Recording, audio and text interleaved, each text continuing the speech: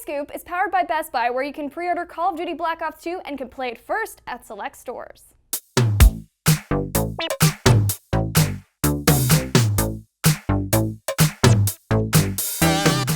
Welcome back to Game Scoop. Remember, viewers, you can win a $250 Best Buy gift card on Friday.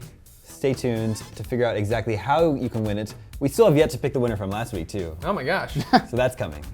It's hard to believe we haven't come up with a winner there. Like, you know, if we can elect a president and make it so easy. I mean, that election yesterday, I tell you. Topical. It was crazy. And now we know, of course. That candidate we that have a won president. the election. Oh my gosh. Serious business Hopefully. now. Serious business. Yeah. That iPad mini is out. It is. I've heard of it. It's been selling. Apparently it's been selling well. Apple said they sold 3 million iPads over the weekend. Yeah, they announced the first 3 days, 3 million iPads have been sold, but they didn't break out how many of those were the minis or the were the iPad 4th 4. gen big iPad or the mini. Right. But I the would iPad imagine- mini is out, and I've been hearing good things about it. Yeah. I'm not sensing, like, for an Apple launch of a new product, you know, excitement isn't as high as it sometimes is for, like, the iPhone 5, but, you know, it's apparently doing well. Yeah. Also out now is the Microsoft Surface tablet. This has been out for a few weeks, couple weeks. I'm sensing a lot less excitement over this device.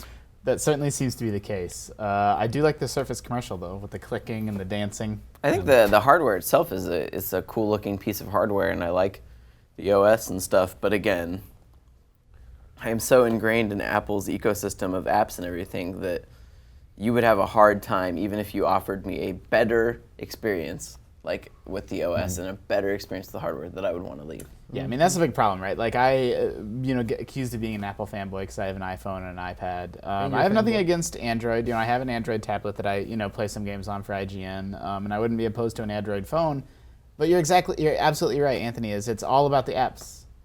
You'd lose them all. I have, dozens and dozens or hundreds of games that I like to play. And more are coming to Android. There's not this giant gap between stuff that's on Android and Yeah, I mean, iOS. even if I had an Android phone, I would buy an iPod Touch so that I could keep playing iOS games. Yeah, I mean, and so the Surface, like, the Windows Store is coming along, but there's not really that many games on it yet, not that many apps on it yet. Like, the hardware could be amazing, where it's not really that amazing, but it could be, and they would still have trouble getting people on board.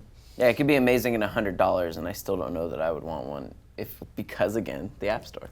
But now we're hearing more about an Xbox Surface tablet. Yeah. That's specifically meant for gaming and smaller, around the iPad mini size, say 7 inches. I mean, that could be really hot depending on how, software sells hardware, right? So if they can get the guys that make Mark and the Ninja, get Chair with Shadow Complex, get these games, really built with touch controls in mind, or have some controller that comes with the device, something like that could be really cool. But without the software, what does it really mean to be a gaming tablet? Yeah, I mean, if it has I think the Surface tablet has a USB port in it anyways. Yeah. So then if you could just hook up an Xbox controller, which would make sense, that'd be a fine control implement, but it would need to be that games that are being developed for Xbox Live have a new standard where they have to be portable to the tablet. Like, so that the library of XBLA games could also be applied to this tablet. That would be interesting to me. I mean, that's definitely exciting. When we think about the future of handheld games, it's not really the Vita, Greg Miller. Yeah, I know. I think everybody knows that. Oh. Sales have shown that. I thought I was just like thumbing you in the eye, and No. then you don't even. That's like the you being an Apple fanboy, PlayStation fanboy. I don't give a fuck. Brian Altano just bought one. 5.0, Little Big Planet karting. Yeah, Brian Altano just bought a Vita. It's, the days of it, Damon's been saying it for years, the days of people being there with a dedicated handheld are dying. Yeah. Like, I think the Vita is a great system, it has great games, but it doesn't have enough stellar hit after hit to make people go, holy crap, I have to own this thing. Yeah, you need this Even cycle. the 3DS. You need the cycle of you have good games, so then people buy your hardware, and then because there's more people out there, that's more attractive to game developers, and it's hard to sort of get that going in the face of the overwhelming success of the App Store. $99, I'm a developer on the App Store, and I Yeah. get to make and learn and get everything going. An Xbox Surface tablet. So first of all, does the name Xbox even make sense for a tablet? I mean, I guess if they're trying to sell it to gamers. I mean, it's kind of hard to say. Like, it's tough to know what that means. Does that mean it runs some sort of Xbox operating system? Their other tablets are on Windows. The current Surface out now is on Windows RT, and then they have a full, a more high-end Surface coming out that runs sort of the full version of Windows Mobile. And so it's not really clear to me what Xbox tablet means. I mean, we were just talking about how the time of dedicated handheld gaming platforms is waning, and so what, Microsoft is now going to make a dedicated gaming tablet? That doesn't make sense to me. Could this? Well, that's what I'm reading through here to check on. Could this just be a Surface that that quote will likely include custom ARM processor and high bandwidth RAM? The thing is, though, is that they'd be shooting themselves in the foot if they're going to specifically develop games for one type of Surface and not for all surfaces. It needs to be for all or none.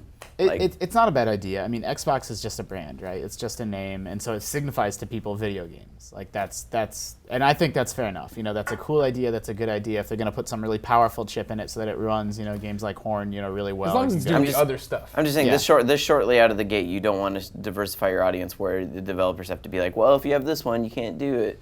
Like Apple's done that over the many years, but like you can't do it like right. That's actually a problem. That's part of the secret of Apple's success is that they really only have a couple products. They have iPhone, iPod Touch, iPad, and so it's easy to get your product running on all of them. And even if you have a really high-end game, there is a cutoff point. Like if you have a 3GS or even an iPhone 4 at this point, like you're gonna have trouble running some of the brand new high-end games. But for the most part, everything just sort of runs out of the box, and that's already a problem on Android. If you have an Android tablet or phone, it's really hard to know whether it runs on your device. It's all fragmented and complicated, and so that's absolutely something that Microsoft wants to avoid, or will need to avoid if they want to succeed. I would have a problem with the name because it's not a box. The Xbox console is at least a box. That makes sense to me. The tablet, I don't know. Yeah, I mean, we'll have to wait and see. Like, if they're like, this game only runs on the Xbox tablet, like Anthony said. That's just dumb. Then you're going to see like all 3 games for it. But like, Xbox is Microsoft's only cool brand. So I could see the like allure of them. Sure, it's just to me that they should have never called it Surface. They should have just called them Xbox tablets or something from the start. But Xbox is so closely associated with gaming for most people. They've been trying to make the Xbox 360 more of a like entertainment hub. If you look at the menu, gaming only has a small corner of the your home screen there. But I still think the Xbox name still means gaming to people. Sure, I mean, but they are actively trying to change that. Xbox Music is their Zune music service rebranded. Yeah. Rebranded and renamed, and put under a label that's been more successful and popular for them. So I wonder if this is just Microsoft saying, hey, Xbox is our biggest brand. Just call it Xbox. Just throw everything everything's Xbox. Everything, yeah, probably Xbox Word, Xbox Excel, Xbox Paperclip. Yeah, that'd be cool. Oh God. Remember him? Yeah, I mean, it's a cool idea, a tablet, a really powerful tablet that can do some stuff, and then also, again, I don't know if it'll come with a controller or what, but something there would need to be some sort of controller solution for it. Yeah, something that's built for gamers. I mean, that would excite me personally. I'll say it right now, this thing's dead out of the gate.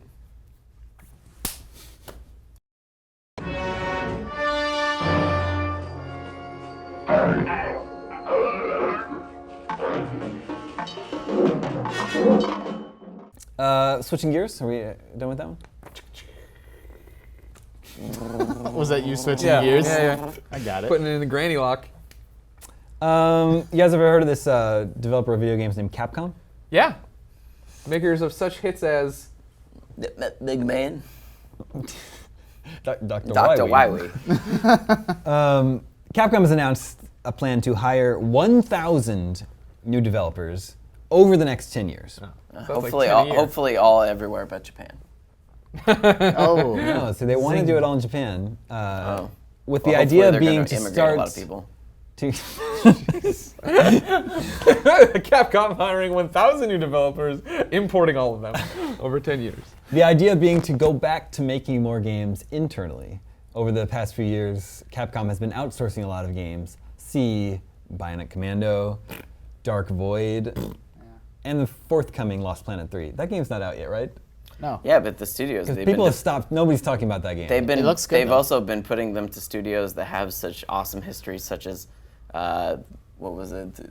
The Box. What was that game called? Like that's Spark Unlimited. Oh yeah, those are the guys doing Lost Planet 3. Yeah, and it's like, so maybe you should think about the teams that you're picking a little bit more because you're not. It's a Gamecock game. I'm lost. I don't know what's happening. It was called Legendary the Box. Yeah.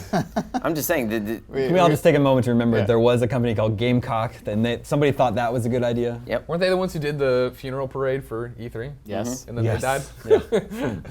Yeah. I don't think that like. I just feel like if anything, Japanese developers, I don't mean to sound like all Japanese developers are bad. They're not, but I just feel like over the last decade, they've done a lot of bad stuff that is not innovated. And so we've even seen companies in Japan be like, we need to get some American producers and stuff in here to help us learn how to make better games. Yeah, But this is what Capcom tried, right? And other Japanese developers like Square Enix has tried this too, bringing in more Western development with stuff like Sleeping Dogs. Yeah. And Konami tried that stuff with Castlevania. That's what I was gonna say. Like Castlevania was great, and Sleeping Dogs was very good, and they bought Eidos, and like that's worked out. That was a brand that was almost dead. And now them and Crystal Dynamics are coming on strong. So you just gotta pick the right team. Like, I feel like Capcom took this view of, the Japanese games industry is kind of in trouble, but the Western games industry is doing so good, so let's just hire some Western studios to make games. I'm like, you can't just pick them. They're not good because of where they're from. Yeah, but I'm curious if these Western studios had final creative control, or if it still came down to some higher-ups in Japan who were like, this is the game we want, and in which case it's like... I mean, there's that point, and then you also have to still pick the right team for the right job and pick talented people. I mean, which those teams are getting smaller and smaller, because companies even like Spark and stuff like that, I can't see these companies continuing to do console development. All these little publishers that are not owned, all these developers that are not owned by a publisher, they're going to have a hard time, continuing to develop console games.